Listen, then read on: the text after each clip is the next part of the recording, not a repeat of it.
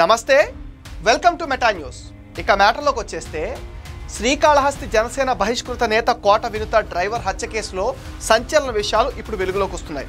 కోట వినుత ఆమె భర్త డ్రైవర్ రాయుడిని హత్య చేసిన కేసులో అరెస్ట్ అయిన సంగతి మనందరికీ తెలిసిందే.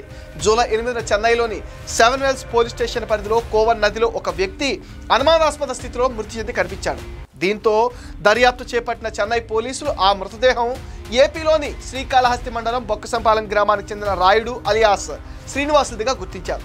ఈ కేసులో దర్యాప్తు చేపట్టిన పోలీసులు కోట వినుత ఆమె భర్త మరో ముగ్గురిని అరెస్ట్ చేశారు. అనంతరం కోర్టు ఆదేశాలతో వారిని 14 రోజుల పాటు జ్యుడిషియల్ రిమాండ్ కూడా పంపారు.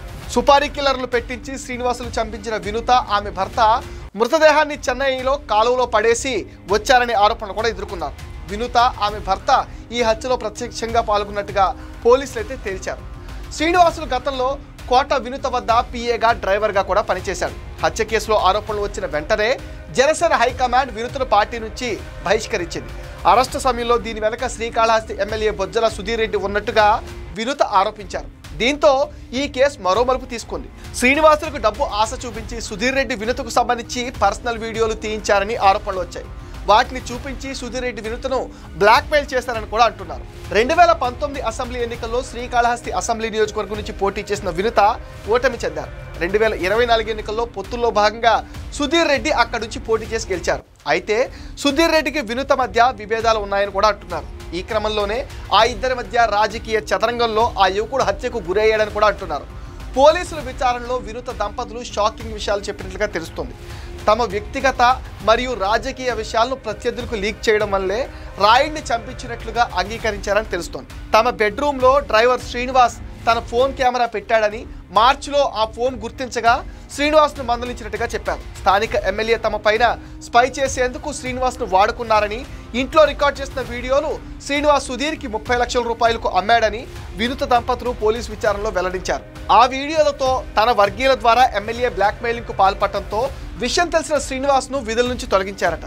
శ్రీనివాస్పై దాడి చేసి తమ ఇంట్లో బంధించగా పారిపోయేందుకు ప్రయత్నించిన సమయంలో హత్య చేసినట్లుగా వినుత నేరం అంగీకరించారని తెలుస్తుంది. ఇక ఈ హత్యకు సంబంధించి రాజకీయంగా విమర్శలు వెల్లువెత్తడంతో సుధీర్ రెడ్డి కూడా స్పందించారు. తిరుమల శ్రీవారిని దర్శించుకున్న తర్వాత మీడియా ముందుకు వచ్చిన సుధీర్ రెడ్డి దేవుడు సాక్షిగా హత్య ఘటనలో తనకు ఎలాంటి సంబంధం లేదని స్పష్టం చేశారు. కోట వినుతతో తనకు రాజకీయంగా ఎలాంటి గొడవలు కూడా లేవన్నారు. సోషల్ మీడియాలో వైసీపీ వాళ్ళు కావాలనే తన మీద దుష్ప్రచారం చేస్తున్నారని సుధీర్ రెడ్డి ఫైర్ అయ్యారు. మరోవైపు ఈ హత్యకు సంబంధించి నిజానిజాలు వెలికితీయాలని రాయుడు కుటుంబం కూడా కోరుతుంది. హత్యకు గురైన డ్రైవర్ రాయుడు సోదరి కీర్తి డీఎస్పీని కలిసి న్యాయం చేయాలని వేడుకుంది. అదేవిధంగా తమ కుటుంబానికి రక్షణ కల్పించాలని కూడా కోరింది.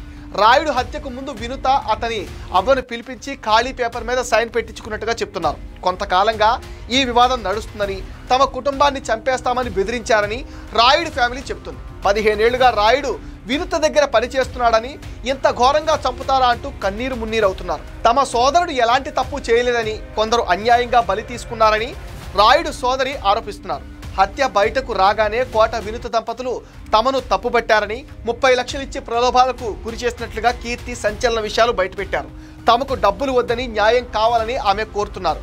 ఈ ఘటనలో ఇంకా చాలా మంది ప్రమేయం ఉన్నట్లుగా అనుమానం కూడా వ్యక్తం చేస్తున్నారు. అయితే ఎమ్మెల్యే బొజ్జల సుధీర్ రెడ్డి ప్రమేయంపై వస్తున్న ఆరోపణలో నిజం లేదని ఆమె అభిప్రాయపడ్డారు. మొదటి నుంచి తాము జనసేన పార్టీలోనే ఉన్నామని, పవన్ కళ్యాణ్ స్పందించి తమకు త్వరగా న్యాయం జరిగేలా చూడాలని వేడుకుంటున్నారు. వీలైతే ఆయన్ను కలిసి మాట్లాడే అవకాశం ఇవ్వాలని కూడా కోరుకుంటున్నారు. వినుతతో రాయుడు సన్నిహితంగా ఉండేవారని, వివాహేతర సంబంధం అంటూ సోషల్ మీడియాలో రకరకాల రూమర్స్ వస్తున్న నేపథ్యంలో ఆధారాలు లేకుండా తప్పుడు వార్తలు రాయొద్దని కోరుతుంది బాధిత కుటుంబం. ప్రస్తుతం ఈ కేసు పైన విచారణ కొనసాగుతూనే ఉంది. దీంతో ఎలాంటి విషయాలు వెలుగులోకి వస్తాయన్నది కూడా ఆసక్తికరంగా మారిపోయింది. ఇది మెటా న్యూస్ అప్డేట్. ఈ వీడియో పైన మీ విలువైన ఒపీనియన్ని కామెంట్ సెక్షన్లో పోస్ట్ చేయండి. మీరు ఇచ్చే కామెంట్స్తో మరిన్ని ఇంట్రెస్టింగ్ వీడియోస్ మీకు అందిస్తాం. అండ్ మీరేం చేయాలో మీకు తెలుసుగా, ఈ వీడియోస్ని లైక్ చేయండి, షేర్ చేయండి, మెటా న్యూస్ని సపోర్ట్ చేయండి, సబ్స్క్రైబ్ చేయండి.